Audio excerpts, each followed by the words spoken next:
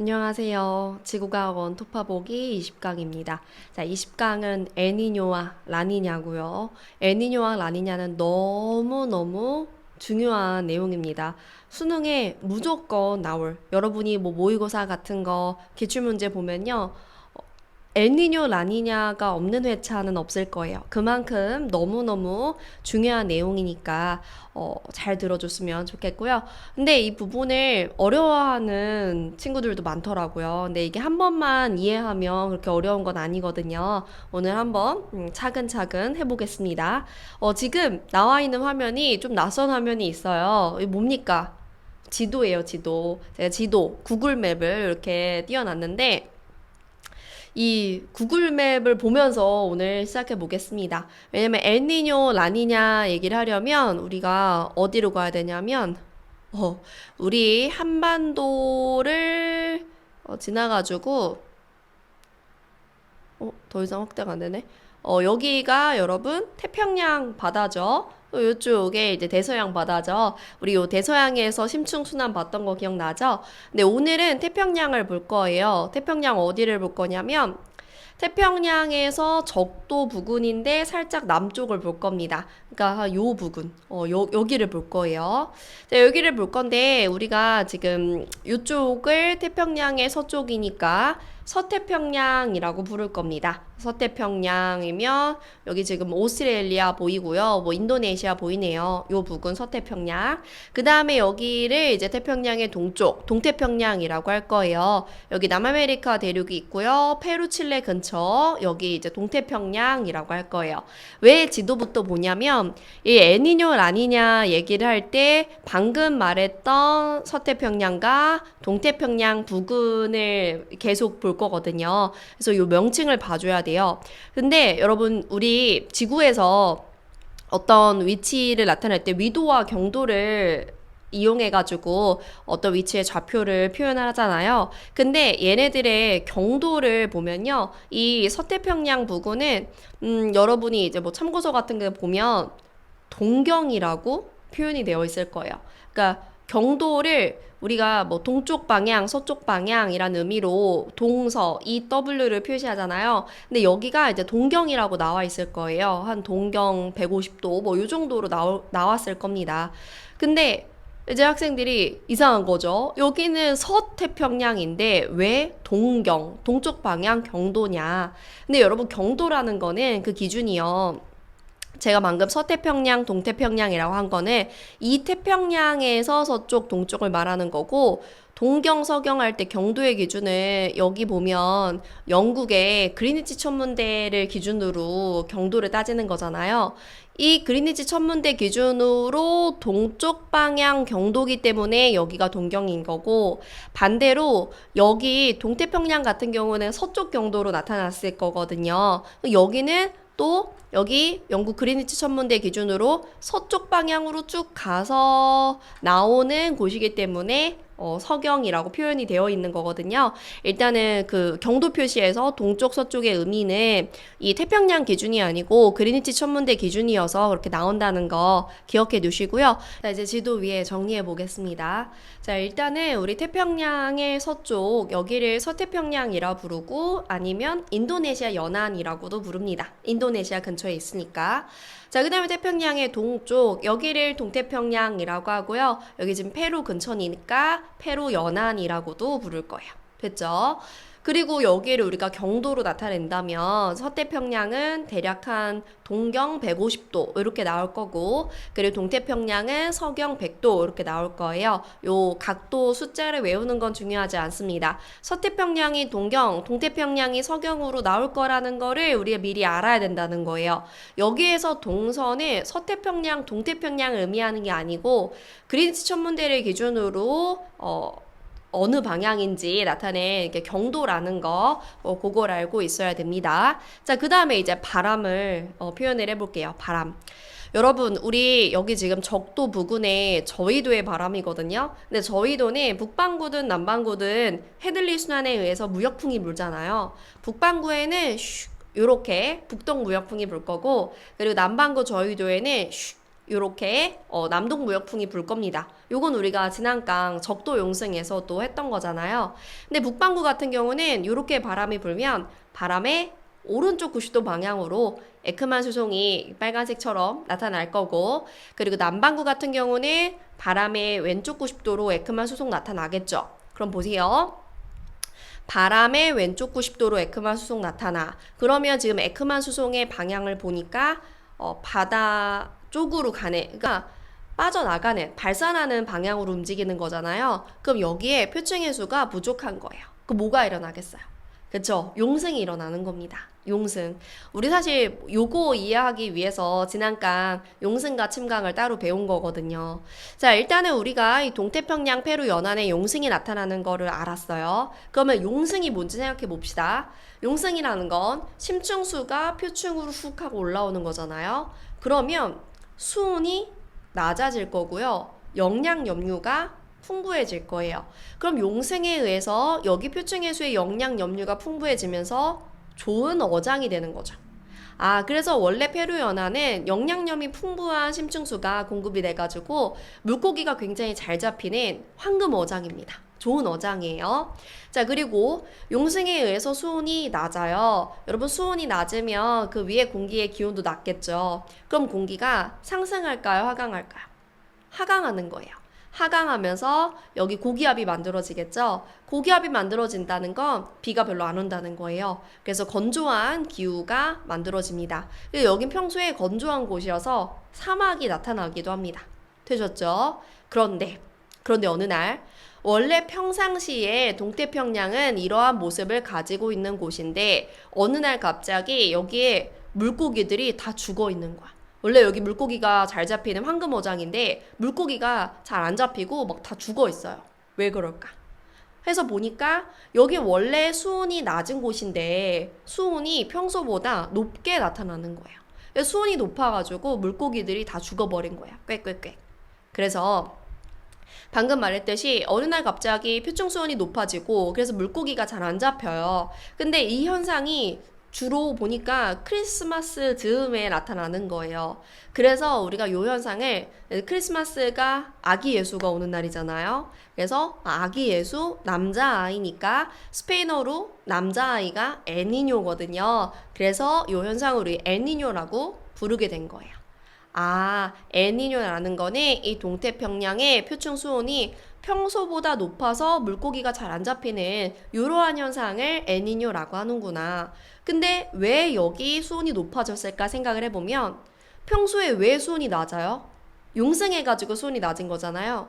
그러니까 반대로 표층 수온이 높아진 이유는 평소보다 용승이 약화되어서 그런 거예요. 그럼 왜 용승이 약화됐을까? 용승을 왜 했는지 생각해보면 되는 거죠. 용승 왜 한 거예요? 여기 무역풍이라는 바람 때문에 결국에 용승한 거잖아요. 그래서 무역풍이 약화돼서 용승이 약화된 것이다. 그래서 표층수온이 높아진 것이다. 요 과정을 우리가 엘니뇨라고 부른다고요. 엘니뇨.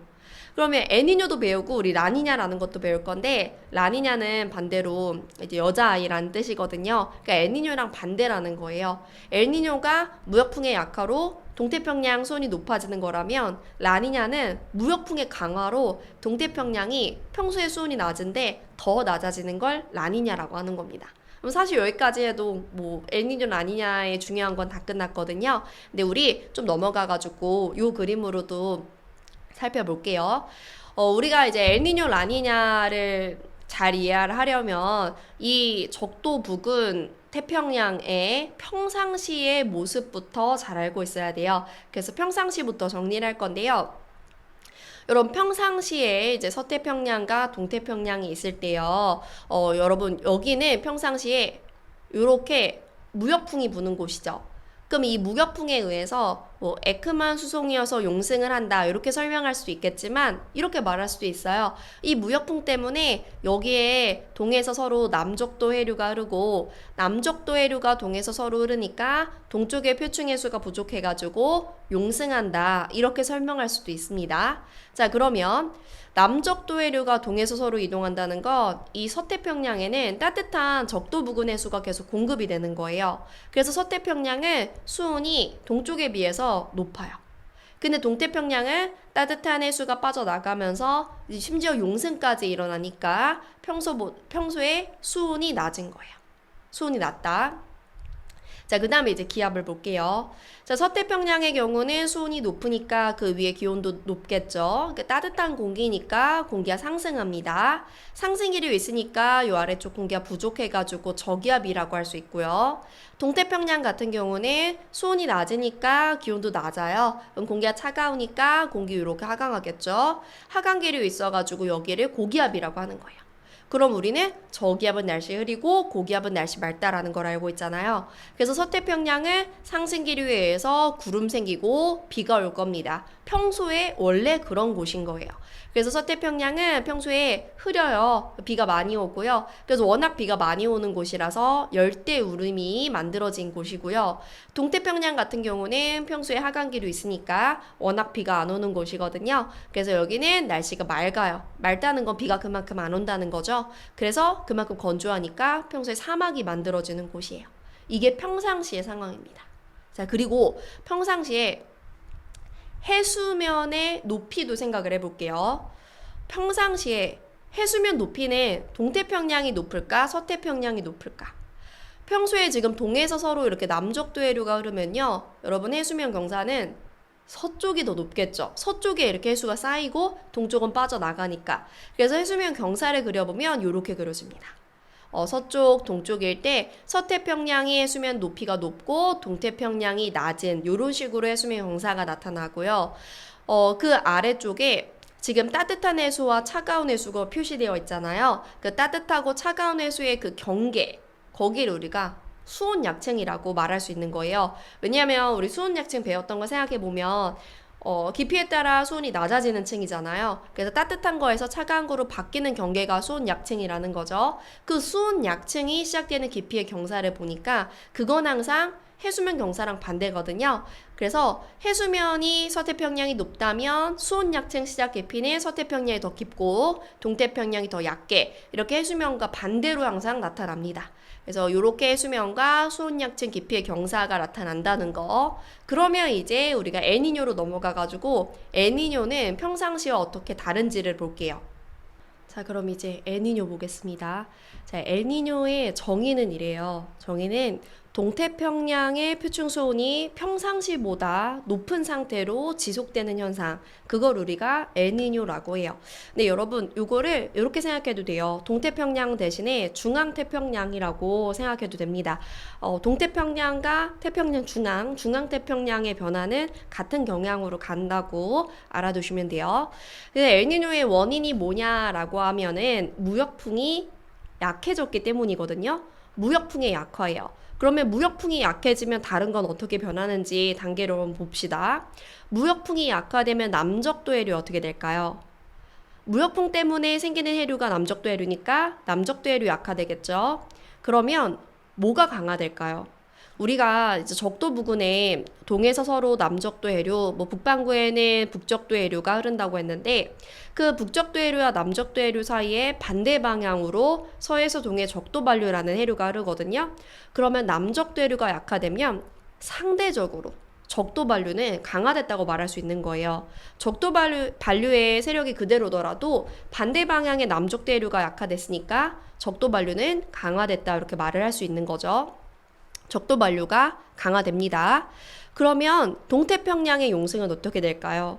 여러분 보세요. 동태평양은 원래 남적도 해류에 의해서 표층 해수가 부족해가지고 용승이 일어났던 거잖아요. 근데 빠져나가는 남적도 해류는 줄어들고 동태평양 쪽으로 오는 적도 반류는 강화됐다고 했으니까 여기 더 이상 표층 해수가 그렇게 부족하지 않거든요. 그럼 용승이 약화되는 거예요.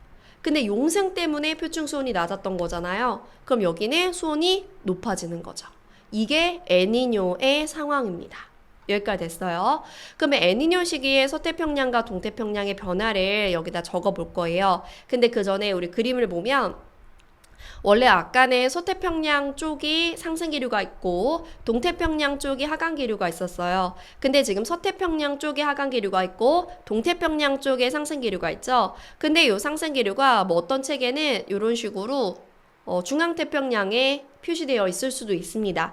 어쨌건 포인트는 이거예요. 핵심은 원래 상승기류가 서태평양 쪽에 있었는데 상승기류가 나타나는 곳이 좀 더 동쪽으로 이동했다라는 게 포인트거든요. 그래서 상승기류 나타나는 곳이 좀 더 동쪽으로 이동한 그림이 엘니뇨의 그림이라고 생각해 주면 되고요. 서태평양과 동태평양의 상황을 표에 정리를 해보면 서태평양은 원래 수온이 높던 것인데 평소보다 엘니뇨 시기에는 수온이 낮아질 거예요. 동태평양은 원래 수온이 낮던 곳인데 평소보다 수온이 높아질 거예요. 여기서 중요한 거는 그래서 뭐 서태평양과 동태평양을 비교했을 때 동태평양이 서태평양보다 수온이 높다. 이게 중요한 게 아니고 평소보다 나 원래 평상시보다 서태평양이 낮아지고 동태평양은 높아졌다. 이게 중요한 거거든요.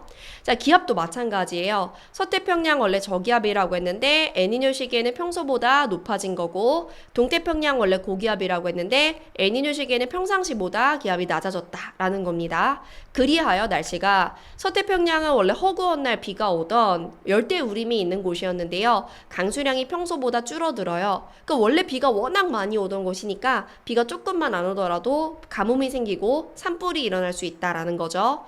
동태평양 같은 경우는 평소에 원래 비가 너무 안 오던 곳이에요. 그래서 건조해가지고 사막이 생길 정도의 장소였는데 평소보다는 강수량이 증가했다는 거죠. 평소보다 강수량이 증가해가지고 원래 얘는 비가 안 오던 곳인데 비가 조금이라도 오니까 홍수가 나타날 수 있다라는 거죠. 그래서 여러분 문제 풀다 보면 이제 편차라는 말이 자주 등장하거든요. 편차는 평상시에 비해서 뭐 어떻게 변화했느냐 이렇게 생각하면 되는데 동태평양이 평소에 비해서 비가 많이 오잖아요. 엘니뇨 시기에는. 그래서 동태평양이 평상시에 비해서 지금 뭐 구름의 양이 나올 수 있죠. 뭐 구름의 양의 편차가 플러스 증가한 거고 강수량의 편차도 플러스 증가한 거다. 요게 이제 엘니뇨 시기를 말하는 거죠. 자, 그 다음에 아까 우리 해수면의 경사도 그렸었는데요. 그럼 엘니뇨 시기에는 해수면 경사 어떻게 나오는지 한번 볼게요.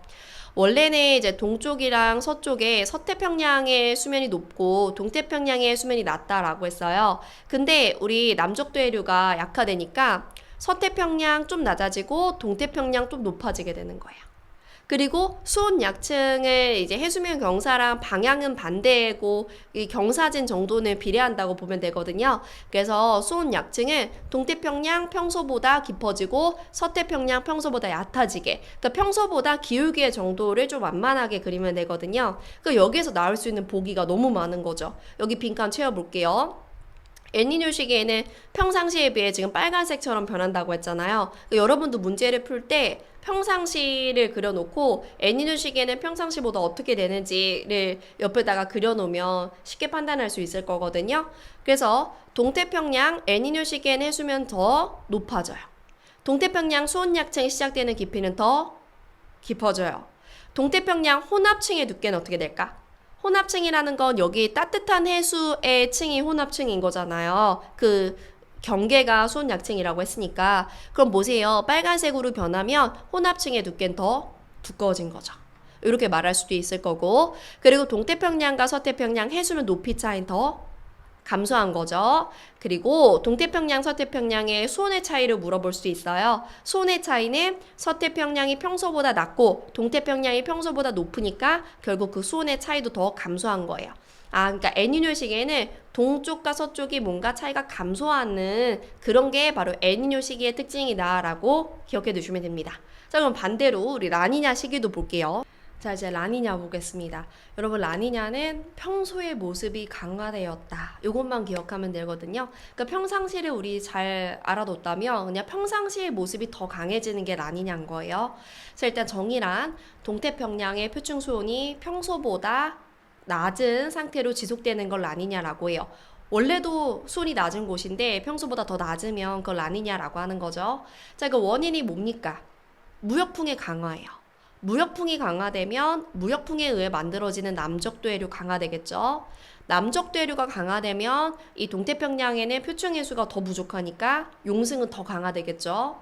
용승이 강화되면 심층에 차가운 해수가 막 공급이 되니까 표층수온은 더 낮아지겠죠. 그리하여 평상시의 모습이 강화되는 그게 바로 라니냐라는 거예요. 자, 그러면 라니냐도 우리 그림을 보면서 표를 정리해 보겠습니다. 자, 여기 서태평양, 동태평양, 평소의 모습이랑 다름이 없어요. 근데 평소보다 이 화살표들이 더 강하게 나타난다고 생각하면 돼요. 서태평양 원래 수온 높은데 평소보다 더 높아. 원래 저기압인데 이제 더 상승기류 활발하다고 보면 돼요. 더 비가 많이 오겠죠. 원래 나는 비가 많이 오는 곳이라서 열대우림이 생길 정도인데 근데 비가 또 워낙 많이 오니까 홍수가 나타날 수도 있다는 거죠. 그 다음에 동태평양은 평소에도 수온이 낮은데 더 낮은 거예요. 평소에 고기압인데 하강기류 더 활발한 거예요. 원래 나는 비가 안 오는 곳이어서 원래 건조한 곳인데 비가 그냥 평소보다 더 안 오고 더 건조하니까 이제 가뭄이 생길 수가 있고요. 용승이 너무 활발하면 여기가 수온이 적당히 낮으면 이제 황금 어장 물고기 잘 잡히는데 이제 너무 낮기 때문에 어장 냉해 너무 추워가지고 물고기들이 이제 꽥꽥 죽을 수 있다라는 거죠. 자, 그 다음에 여기 해수면의 높이 또 본다면 평소보다 더 얘가 경사가 가파라지는 거예요. 서태평양은 더 높아지고 동태평양 더 낮아지고 수온약층도 마찬가지로 서태평양 원래 동태평양보다 수온약층 깊이 깊은데 더 깊어지고 동태평양은 더 얕아진다라고 보시면 됩니다. 그러니까 얘는 동과 서의 차이가 더 심해지는 게 라니냐라는 거죠. 자, 이렇게 우리 라니냐까지 봤고요. 이제 몇 가지 용어를 정리해 볼게요. 자, 워커순환이라는 말이 있습니다. 워커순환은 뭐냐면 우리 평상시의 모습에서 이제 동태평양에서 하강기류, 서태평양에서 상승기류가 있으면 여기 동서방향으로 어떤 순환이 생기는 거예요. 이렇게 파란색 네이비색 화살표 순환이잖아요. 이 열대태평양에서 나타나는 요 대기의 순환, 요걸 우리가 워커순환이라고 부릅니다. 자, 그 다음에 우리 이제 에니뇨 시기 혹은 라니냐 시기에 얘네들의 기압이 변하잖아요. 기압이 동태평양이 에니뇨 시기에 기압 어떻게 될까요? 에니뇨 시기에는 원래 고기압이었던 데인데 평사랑은 다르게 기압이 낮아지잖아요. 그러면 서태평양은 기압이 높아지죠. 그리고 이제 라니냐 시기에 서태평양 기압이 낮아지면 동태평양은 또 기압이 높아지죠. 얘네가 마치 동태평양 높아지면 서태평양 낮아지고 서태평양 높아지면 동태평양 낮아지고 왔다리 갔다리 진동하는 것처럼 시소처럼 이렇게 기압이 변하잖아요. 요걸 우리가 난방진동이라고 하는 거예요. 네, 용어들만 봐주면 됩니다. 자, 그 다음에 이제 마지막 엔소라는 건 뭐냐면 에니뇨, 라니냐에 의한 표층 수온 변화와 대기의 기압 분포가 변하는 현상, 서로 영향을 주고받고 나타나는 현상이기 때문에 두 개를 묶어가지고 우리는 에니뇨 난방진동이다. 그래서 엔소라고 부르는 거죠.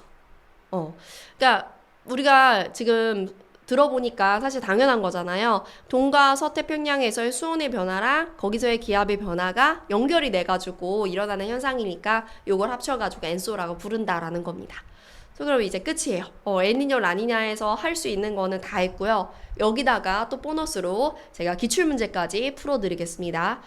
에니뇨 라니냐는 기출문제 나오는 경향이 어떠냐면 어떤 자료가 나와요. 그 자료를 해석해가지고 이게 에니뇨 시기인지 라니냐 시기인지를 판단하는 게 핵심이거든요. 근데 그 자료가 나올 수 있는 게 너무 다양해요. 그래서 정말 다양한 자료가 좀 생소해 보이는, 복잡해 보이는 자료로도 나올 수 있다라는 거예요. 그래서 어떤 자료가 나오든 사실 우리 배운 내용 안에서 판단하는 거니까 여러분이 정신만 똑바로 차리면 충분히 풀 수 있거든요. 같이 풀어보겠습니다. 자, 이거는 작년 수능 문제예요.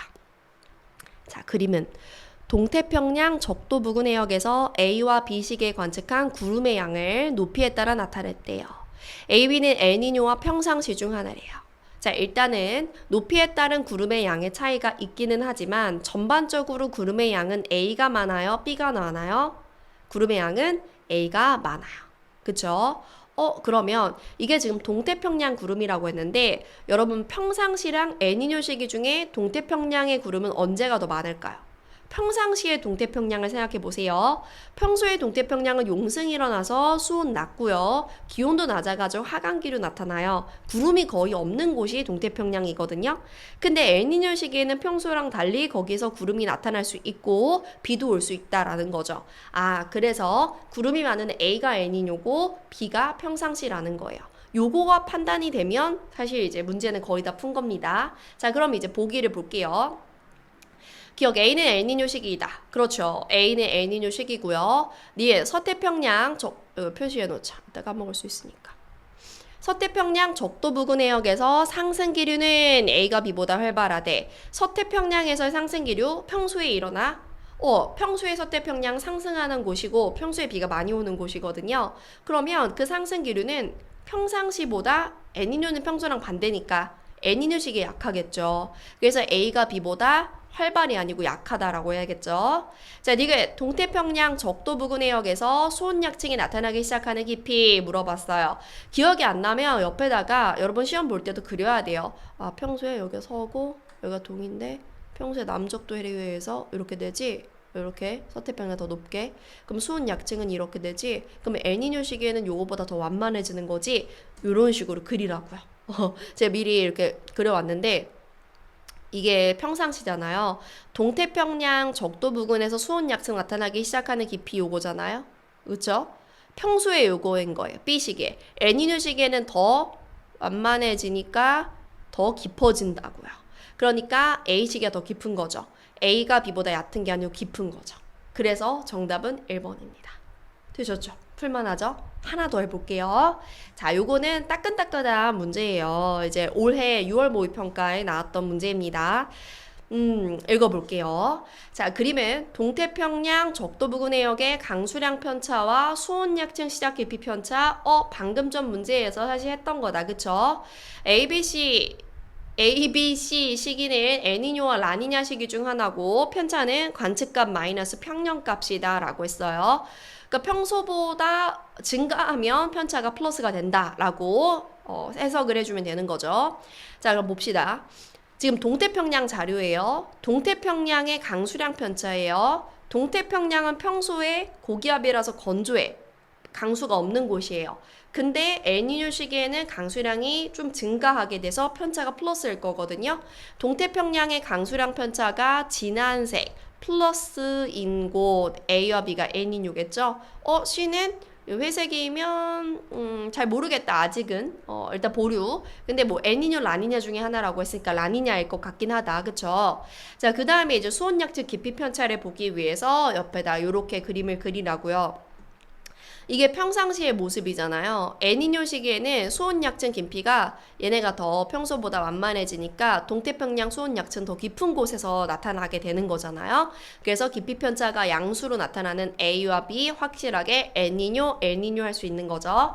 자, 그리고 C 같은 경우는 수온약층 깊이 편차가 마이너스로 나타나거든요. 지금 색깔을 보면 깊이 편차가 마이너스다. 깊이가 더 낮은 곳에서 나타납니다. 라는 거죠. 그러면 라니냐 시기에는 평소보다 더 이렇게 급해지니까 수온약층 깊이 얕은 곳에서 나타나니까 깊이 편차가 마이너스인 거 맞는 거잖아요. 그쵸? 그래서 C가 라니냐다. 이렇게 해주면 되는 거예요. 이것도 어느 시기가 엘니뇨인지 라니냐인지만 판단하면 이제 끝난 겁니다. 자, 기억 볼게요. 강수량은 지금 이 해역에 대한 설명이니까 동태평양에 관한 설명이거든요.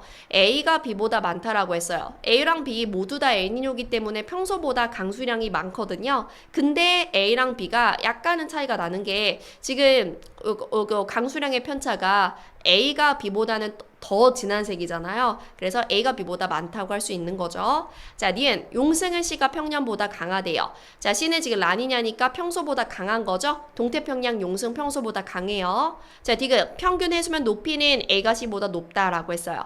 동태평양의 해수면 높이잖아요. 해수면 높이 평소에 이렇다고 했잖아요. 근데 엘니뇨 시기에는 평소보다 더 어떻게 되는 거야? 이런 식으로 동태평양이 더 높아지게 되는 거죠. 그래서 A 엘니뇨 시기가 평소보다 더 높고 C 라니냐 시기는 평소보다 더 낮죠. 그래서 높이는 A가 C보다 높다도 맞다고요. 자, 그럼 정답은 5번이 됩니다. 자, 이렇게 제가 따끈따끈한 기출문제까지 풀어드렸습니다. 여러분이 엘니뇨 라니냐는 너무 중요하니까 오늘 요 개념 복습을 하고 빠른 시일 내에 이렇게 단원별로 기출문제 꼭 풀어보세요. 기출문제 풀어야지 어떻게 나오는지 좀 감이 잡힐 겁니다. 자, 그럼 여기까지 오늘 너무 중요한 엘니뇨와 라니냐 끝내겠습니다. 오늘도 지구 뿌셔!